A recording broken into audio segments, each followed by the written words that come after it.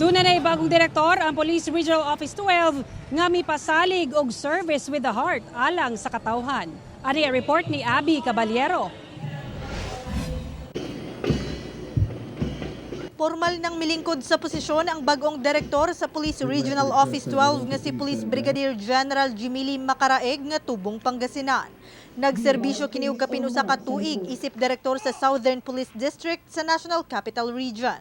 Matud pa sa 30 ka tuig nga pagpanerbisyo niya sa managlahing lugar, pipila na ka-awards iyang nadawat.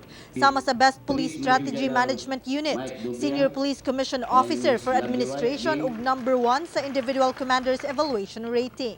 Sa turnover of command ceremony Lunes sa buntag ang pasalig niini, Service with the Heart alang sa katawhan. We have done so much. What makes the difference is the heart, where the people feel the real service of the police. When there is no heart, statistics is a mere number and a blow in the wind.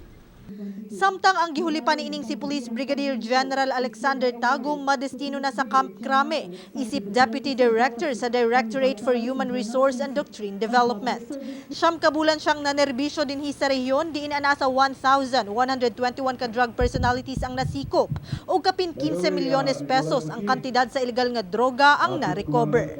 Dako ang pagsalig niini nga magmalampuson sab ang bagong direktor sa mga police operations sa rehiyon, hilabi na sa pagmintina sa peace and order situation.